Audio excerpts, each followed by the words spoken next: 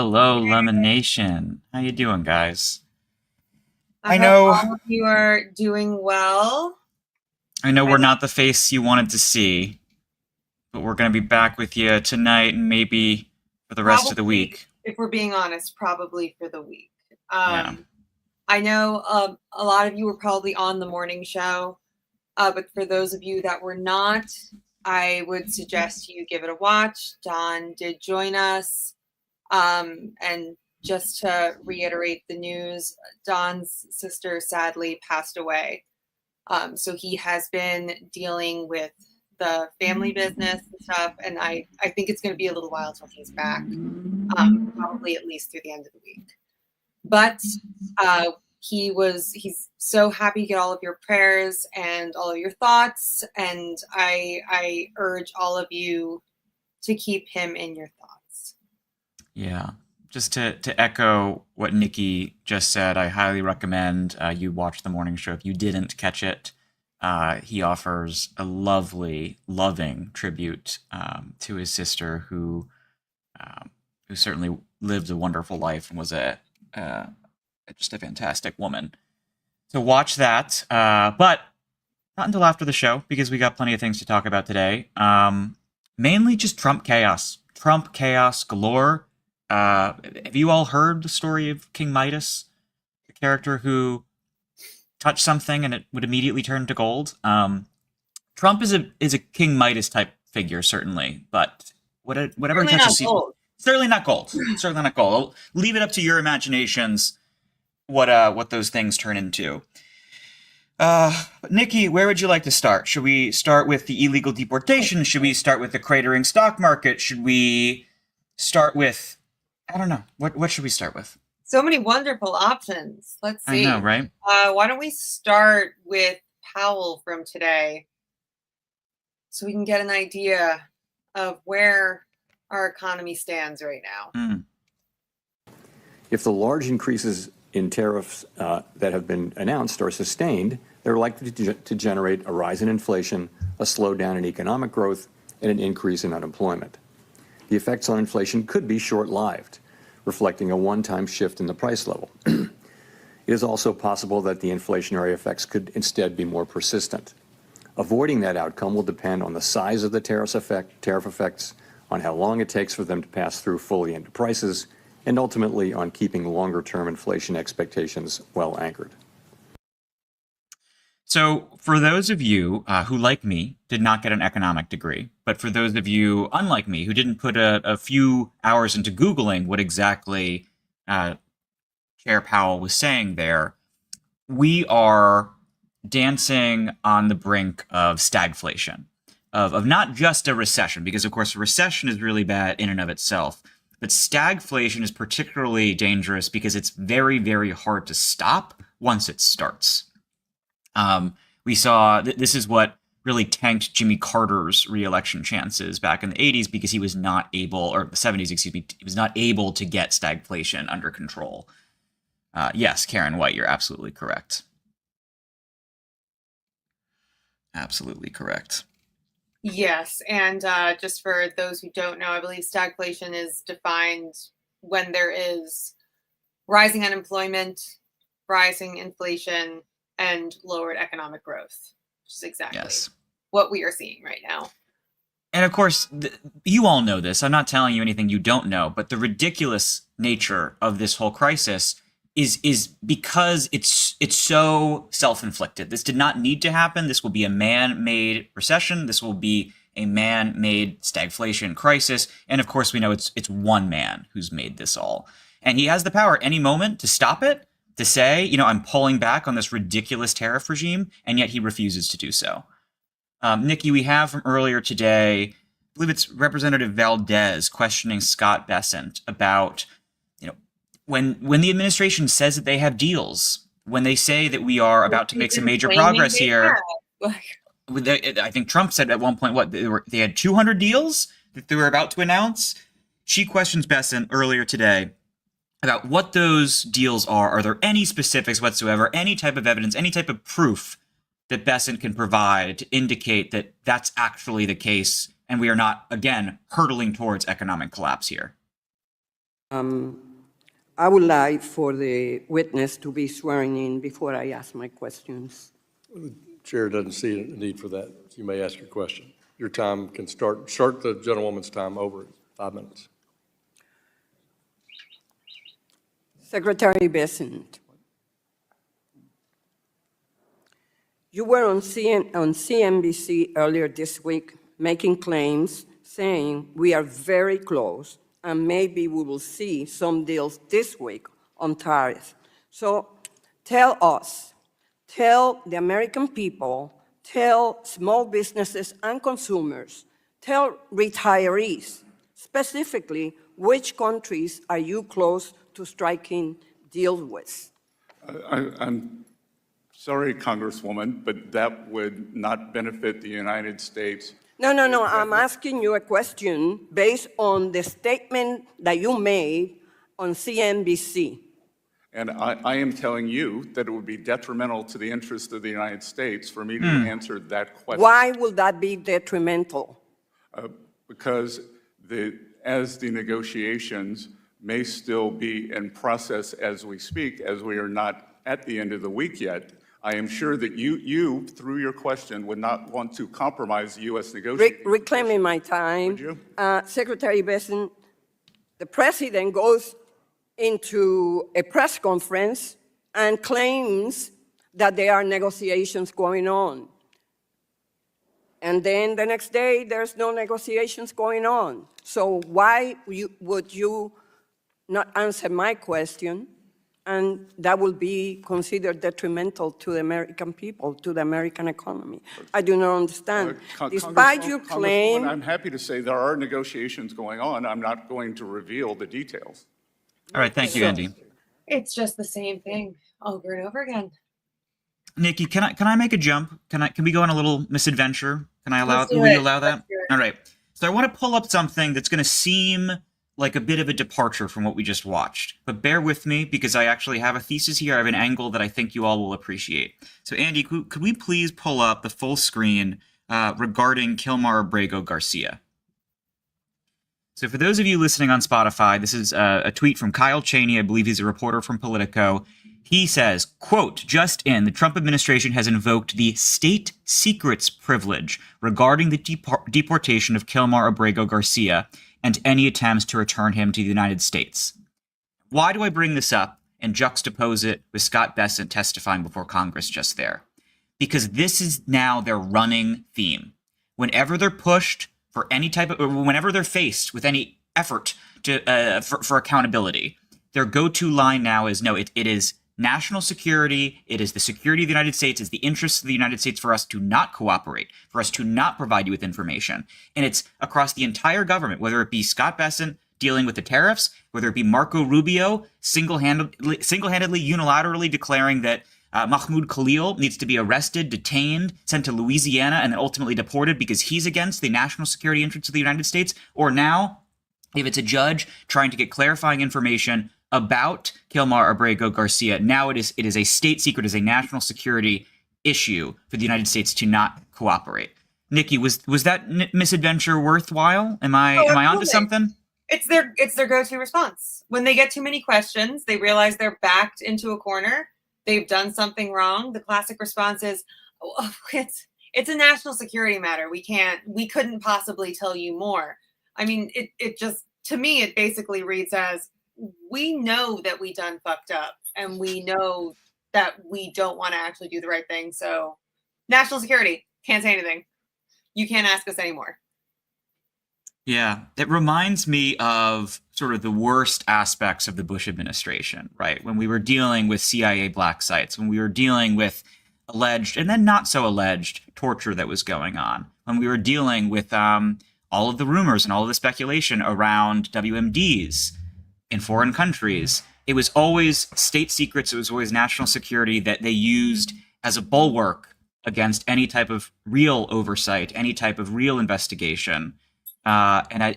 Whenever I hear that, whether it be the phrase state secret, whether I hear the phrase national security, immediately, your radar should be going off. Your spidey sense should be tingling because they're trying to hide something, and it's worrying. It's very concerning. Yeah. they're using it as a conversation stopper. Like, you can't ask questions anymore because of this, and it has to end somewhere. It's their classic line. Meanwhile, Trump's classic line is, I don't know. I don't know him. I don't know what happened there. Never heard of it. That's not me. Nikki, on the topic of dodging accountability and Trumpian chaos, I know that there was a Pam Bondi clip today that caught your eye. You care to introduce that to the Lemons? Oh, well, I think we can just let it speak for itself. They were asked if they would take some questions today. And thank you for covering this very important topic today. Thank you.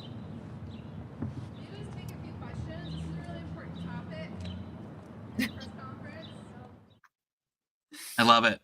I love it. The reporter's asking, are you going to take any questions? I need to check. Has Pam Bondi, maybe Lemonheads, Lemon Legends, let me know in the chat. Has Pam Bondi won the Sour Lemon of the Week yet? I don't think so. I don't think she has.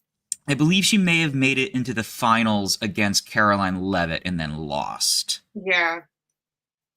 No, that's not true. She just won Jay Jordan's episode, the most recent, actually. The one episode I was away for my birthday, so. My goodness. Well, we do actually have some other news, guys. We could talk about Trumpian chaos until the cows come home. But there was an interesting development, some might say concerning development, on Columbia's campus today. You can probably imagine what that is. Andy, would you mind playing that first clip we have? If you fail to do so, you will be arrested for trespass. Oh, I'm sorry, Andy. This is the second. My bad. I should have labeled them better.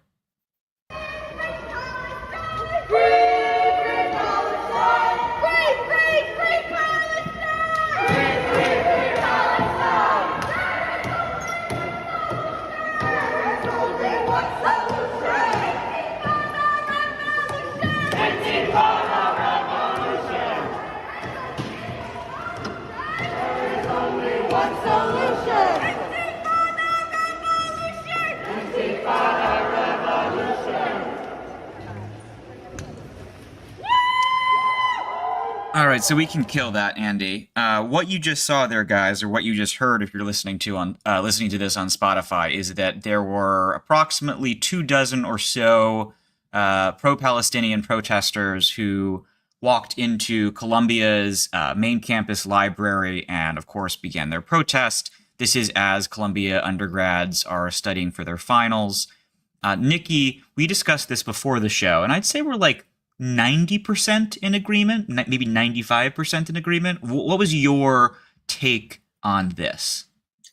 Well, I think where our discussion went was the argument is often like protest is okay as long as it's not disrupting education or keeping people from learning. Mm-hmm. And while and of course, hateful in any way. I mean, I'm of course don't want any of that. But I struggle with that argument a bit because it's something that I feel like people use about protest a lot. The argument that, okay, well, protest is okay, but not when you use it to disrupt like this. And protest is inherently disruptive. It is, and it should be. And you should not be spreading hateful things. You should not be making people feel unsafe. But there's always going to be some form of disruption. So the fact that they're doing it in a library, yes, I mean, people are studying, but I don't know. I just hear this argument a lot about protest. How, but they're blocking traffic. They shouldn't be doing that. They shouldn't be keeping this from happening. But that's kind of the point of protest. If I'm going out and screaming into a void, like, and no one hears me, what's the point? The point is to get people to notice in a way that is safe, but May money, thank you. Yes, protest is uncomfortable. Having those conversations, it's uncomfortable. It's meant to be that way. So I don't know. I understand why they took that direction. Yeah, let me know in the comments if you guys appreciate this. If you like it when we pull back the curtain a bit and we talk about our conversations on editorial calls. So what I was saying to Nikki was I'm of two minds about this. Where all of last year I was of course very supportive of the pro-Palestinian protests, The only instances in which I didn't like it were the select circumstances where there was hate speech going on. Obviously, nobody here condones hate speech in any which way. And then I also felt, and this is what spawned the conversation with Nikki, that is particularly on the college campus setting, when these students are paying, in many cases they come from low-income backgrounds, they have massive student loans, or their parents are forking over tens of thousands of dollars for them to study there. If you're preventing students from learning, then that's one thing. But if you are camping out on campus, if you are holding large rallies, A-okay. I am with you 100%. And so that was the part of me that thought, okay, I don't necessarily love the idea of bursting into a library while students are studying for finals. However, this is what I really actually love about this situation. It's that you haven't seen many pro-Palestinian protests over the last 6 or so months. They sort of have disappeared. And I think there's been this conversation that I've seen online saying, why were these protesters so willing and so eager to call out the Biden administration and their complicity with some of the things that went on in Gaza? But then they've been silent against Trump. They've been silent against what some might call a fascist regime, and are not in any way protesting or calling out Trump's complicity with some of the terrible things that have gone on in Gaza. And I was a little concerned by that. I was concerned about protesters allowing their voices to be stifled and refusing to show the same courage that they did against a government that they didn't think, would jail them or would, place absurd, abhorrent ramifications over them for just exercising their First Amendment right. And so I was actually really heartened by seeing this today, by seeing that, no, these folks are still out there. They're still passionate. They still care about the Palestinian people. They still care about Gaza. And they are willing to really take a risk and to call it a regime that is, just objectively speaking, I think, far more dangerous than the administration that they were protesting before. No, I 100% agree with you on that. Yeah, it's definitely, it takes a lot more courage to do it right now. Yeah. Definitely. Yeah. It seems like you guys mostly agree with us in the comments. I'm glad. I'm glad that we can have a good conversation about this, because it's definitely a controversial topic. Nikki, how about we talk about something slightly less controversial? The Conclave. Oh, yay. Conclave. Before we do, I just want to yes. say that I am seeing a lot of people again in the chat asking where Don is. I would encourage you to please watch our show from this morning. Don was on for that, and he did explain. Sadly, Don's sister passed away, and he is currently with his mother and taking time with his family. He will most likely be out for the rest of the week, so you will be stuck with us.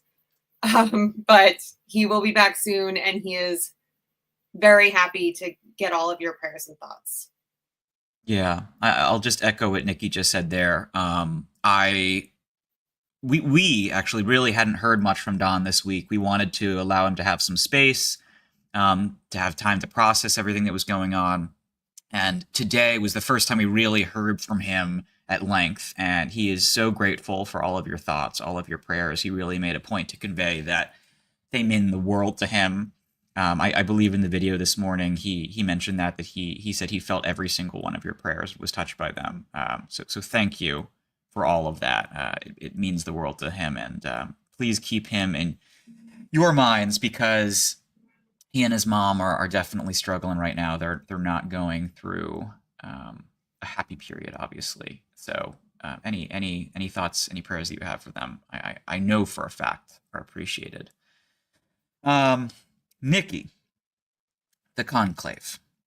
So first of all, but actually, chat, let me know, have you watched the movie Conclave? Because let me let you in on a fun little coincidence that we learned on an editorial call this morning. Andy and I both happened to see Conclave, the movie, with Ray Fiennes just this past weekend. And if you haven't watched it, it's phenomenal. So highly recommend you check it out. Nikki I have not seen it. No has spoilers. not seen Conclave. Not doing your homework. Sorry. It's on the list. I don't watch a lot of TV. So we've got some fun things to break down about the conclave. We've got some curiosities to chat about. But first, if you're like Nikki and you are slacking on the job, we have an explainer for you that will go into some nice, decent depth about this process, who the frontrunners are. I think you'll find it interesting. One reason to believe this might be a short conclave. The cardinals have been in Rome since Pope Francis died. They've had time to get acquainted, discuss the needs and the direction of the church, and highlight the concerns of their flock back home. And they've done some politicking. The College of Cardinals is gathering to pray, to reflect, and to listen to the voice of the Holy Spirit as we prepare for the sacred task of choosing the next successor of St. Peter. The questions we ask one another are very similar to the discernment of the Archdiocese. Where are we? Where is the Lord calling us to be? And how will we arrive there together? Each of the cardinals will have a chance to speak. They don't speak about, oh, we think this cardinal would be a good pope. No, they speak about the beauty and the challenges of the church in their diocese. Now, Cardinal Dolan and Cardinal Tobin, they are 2 of the 10 U.S. cardinals who will vote for the next pope. The geographic makeup of the conclave could go a long way in determining the next pontiff. In fact, today, one cardinal told ABC News he wouldn't be surprised if the next pope comes from Asia or Africa, where the church has seen significant growth. So let's examine the papal contenders and who might emerge on the balcony at St. Peter's as the new leader of the Roman Catholic Church. As dozens of cardinals arrived for their pre-conclave meetings on Friday, it was probably not lost on them the next pope was among them. So who will lead the world's 1.4 billion Catholics? Some possible contenders have emerged. Nel nome del Padre. This is Cardinal Pietro Parolin. The 70-year-old Italian is the Vatican Secretary of State, basically second in command to the Pope. He was elevated to cardinal by Pope Francis and has spent years building relationships with Catholics in China and Vietnam. The other Italian cardinal whose name has been mentioned as a possible successor is Matteo Zuppi, the 69-year-old Archbishop of Bologna. He was also made a cardinal by Pope Francis, and just like the late Pope, he was an inner-city priest who focused on the poor. For centuries, popes almost exclusively came from Italy or other European nations. But take a look at this map of cardinal electors in this conclave. Pope Francis famously expanded the church in places like Asia and Africa, which increases the chances the next pope will come from one of those regions. Which brings us to Cardinal Luis Antonio Tagle from the Philippines. Being a small minority doesn't mean the church is dead. We believe that Jesus is alive, and he was born and he ministered, he died, and rose from the dead in Asia. Tagle was elevated to cardinal by Pope Benedict, but it was Francis who brought him to the Vatican to head its evangelization office. As for the leading African contender, Cardinal Fridolin Ambongo Basungu is one of the continent's most outspoken Catholics. He is an archbishop in Congo and is considered conservative. The same is true about the last name on our short list, Cardinal Peter Erdu of Hungary. He has long been considered a frontrunner among cardinals looking to return to the conservative ways of Popes John Paul II and Benedict XVI. Which leads us to this important note. Of the 133 cardinal electors, only 25 were appointed by John Paul or Benedict. And finally, you probably noticed no American cardinals listed among the leading contenders. Father Brian Massingale from Fordham University explains why. Candidates from the United States, cardinals from the United States, enter with somewhat of a handicap. Because the United States is such a major global force in the world, I think many are reluctant to add the power of the papacy also to the United States' power in the world. But Father Massingale did concede it's unlikely, but it's not impossible to one day have an American pope. Very interesting. Let us know in the chat who you guys think of all of the front runners, all the top contenders that video laid out. Who do you all think? Nikki, any interest in watching Conclave now? Oh, I'll watch it. I'll put it on the list. The list of many things that people say, you need to watch this. Someone in the chat earlier was saying, stop talking about the movie. We're not going to spoil it. We're not going to mention any plot details. All I'm going to say is that it's very good. It's beautifully shot. Andy, can you back me up here? It's like one of the most well shot, one of the most kinetic movies I've seen in quite some time. Yeah, I loved it too. It was enthralling. You know, it's a really tight script too. You know, sometimes when you watch a movie, you can just tell that like there's no wasted time, no wasted scenes. It was one of those. So while we can talk a bit more about the frontrunners if we want to, but I also wanted to. I know I mentioned at the top of the show that there have been some fun stories to come out of this conclave. The first of which is this reporting from Politico, Andy, this full screen, if you wouldn't mind tossing it up. So again, for those of you listening on Spotify, Politico Europe is reporting that, quote, as crazy as it might sound, some of the 133 high-ranking clerics set to enter the Sistine Chapel to choose the next pope have looked to the Ray Fiennes movie, handily titled just Conclave, for pointers. Nikki, this tickles me to no end. No one gives them instructions? Well, it kind of, at first I was bewildered. It's mind-boggling. Then I thought about it more, and no, of course there's not going to be a YouTube tutorial for the conclave that you can just Google when you come in. So these cardinals, and again, as that video pointed out, I think 108, if I'm not mistaken, of the 133 are new. They were just appointed by Francis, so they've never been through a conclave process before. So they have no experience. And also, as that video pointed out, these cardinals are spread out all around the world. So they're not regularly communicating with one another. So I don't know, it kind of makes sense that they're watching the movie to get a sense of what they're about to get involved in. That's fascinating. Crazy. Just like what role entertainment plays in our everyday life. There's an art imitates life, life imitates art joke in here somewhere that I just can't figure out. But that is not the only reporting from today on the conclave that I found quite funny. CBS News, specifically the CBS morning program, had a conversation about the conclave today, and one of the anchors used a very curious word in talking about what the cardinals will be doing over the course of the next few days. Thing to understand is that all of that takes time. You know, we imagine in the conclave that there's all this charged political debate going on.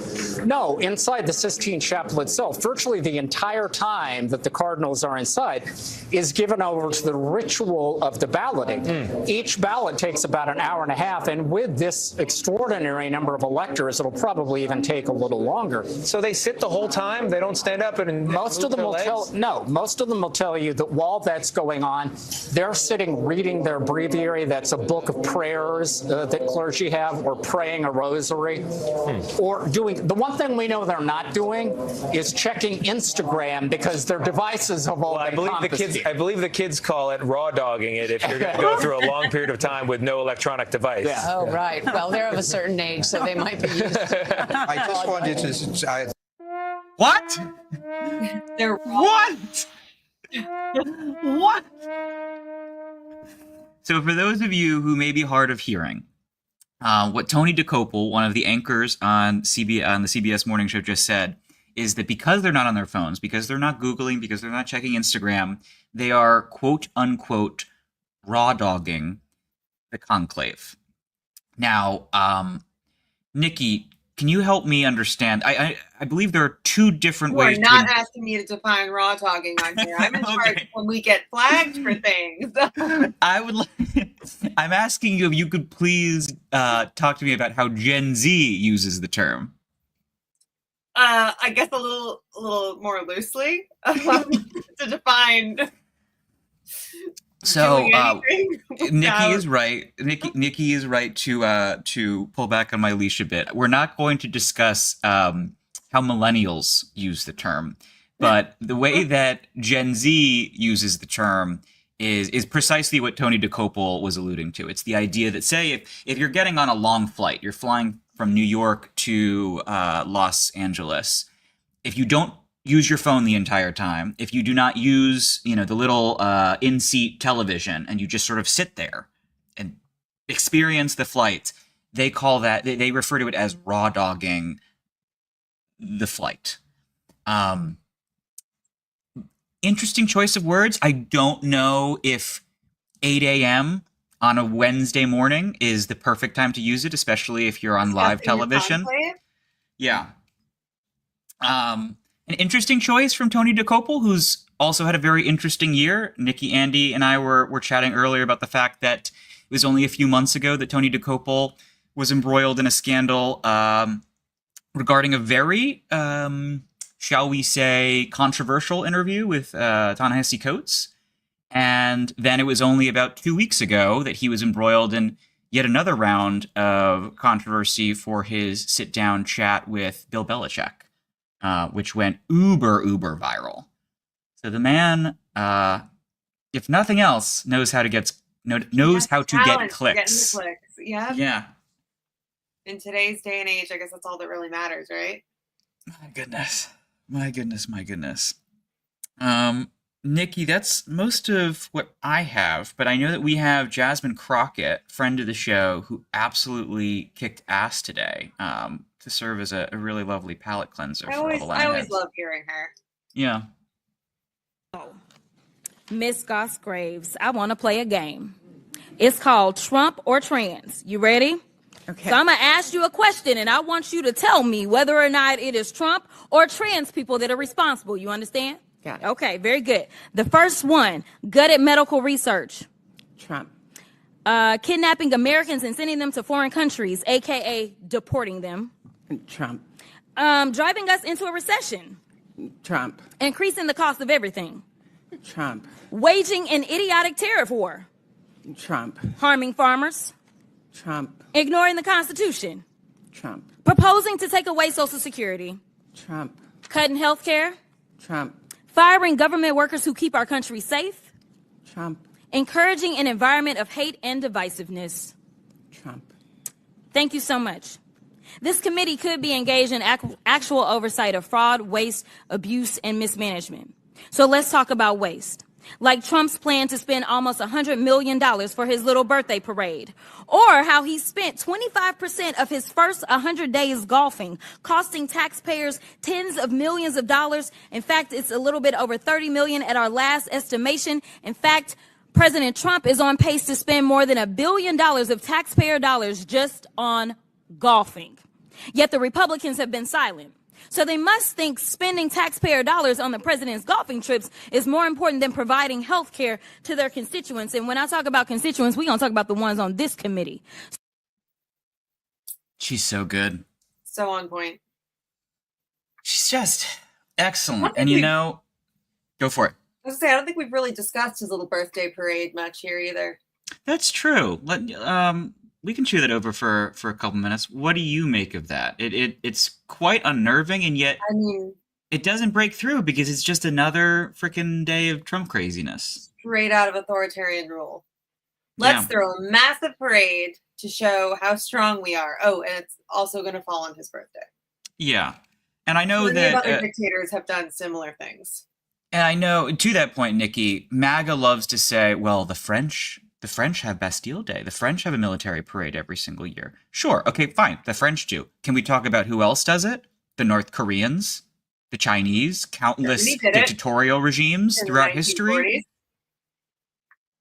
Sure, you can point to one example with the French. I think we have a few more examples on our side, personally, but does it also fall on their fascist leader's birthday? That's a good point. I don't think so. Nikki, Andy, anything else you guys want to touch on this evening? Oh, God, I don't know. How about you guys, Lemonheads? How are you feeling? I know, as you all know, it's been a very difficult week for Don. We've talked about how it's been a difficult week for us, but I'm sure it's not been an easy week for you all either. I do hope that you're, in your group chats, in the, community posts, commiserating, but chatting with one another, because there is a lovely community that you all have built here. Oh, y'all are great. Perhaps just to cap off the show, I'll tease a conversation that I had for 8 p.m. this evening. I spoke with Jack Cocciarella, who some of you may know. He's a big progressive YouTuber. This is the third episode in my mini-series chatting with young people about what the heck is going on with Gen Z and beyond. We dug into the, oh God, what's her last name? Shiloh something. Oh God, I try to wipe her from my memory. Yeah, We she's discussed not worth. her last night on the show. She's not even worth remembering. She was the horrific racist white woman who called a 5-year-old black child the N-word several times. We talk about her. We talk about vice signaling. I know one of my bugaboos, one of my obsessions. We talk about how Democrats are evolving in their messaging. If you haven't noticed, Democrats are cursing a lot more than they used to. They're dropping F-bombs. They're embracing their inner potty mouths. And Jack, as a very talented political strategist, in fact, he was one of the very first media personalities to chat with Senator Cory Booker after he finished his historic speech about a month ago, if memory serves. So he's got some really smart, really interesting things to say. And Nikki, Andy, do we have a reroute, or will they have to check at 8 p.m.? We don't have a reroute because it hasn't been uploaded yet. Cool. I unfortunately can't be doing that during the show now. I'm on here. So just but it will be out at 8 o'clock tonight. Yeah, check back at 8 o'clock, guys. I think you'll enjoy the conversation. It was pretty good. And we will be back with you tomorrow. Yes, please let us know what you'd like us to focus on, what you'd like us to cover. We are working to get friends of the show to fill in with us. Maybe Tara can join again. We've been chatting with Monique. Reese Colbert has been trying to come on. We'll see if we can get her ASAP. I know some of you really enjoyed our conversation with Amaka last night. Maybe she can come back in the future. Let us know who would be a good addition to Nikki and I over the next couple of days. We don't want to make you guys tired of us. I know. And we can only keep this up for so long. Dawn is superhuman. That is what we have learned this week. Dawn is just a god among men. A god among very young, very tired men. Andy, I think it is your turn if you would like to jump in and add anything. Oh, I never have a ton to add. You guys always take care of it. I'm just behind here clicking buttons on my keyboard and on my mouse. It's an important job. It is, but it's the most critical job, arguably. Oh, well, I don't know. It would be just dead air. If we didn't have you, we would just be talking to no one. What's the use in that? It'd be like kids just playing radio YouTube show. Pretend. Yeah. Pretend podcasters. Yeah. All right. Well, I know I won't draw it out too long, but is there anything else you guys want to say, or is this the point where we're saying the catchphrase? I think this might be. I think we've covered it, but we'll have plenty more to talk with you guys about in the morning because this is 2025 and it feels like we can't go several hours without something happening. Indeed. That's true. Well, until next time, turn the TV off. Thanks everyone for watching. Your support means the world to us. So make sure you hit the like button and you subscribe to our channel to make sure that you never ever miss a video. We're live every day, 10 a.m. Eastern time. We drop even more content at 2 p.m. Eastern and 5 p.m. Eastern. And if you want more Don Lemon Show content, we'd love for you to become a member of the Lemon community, where you will receive access to special community posts. You'll get exclusive content and members-only live shows. So head over to our channel page or click the join button on this video. Again, thank you for watching. We appreciate your love and your support, and we will see you.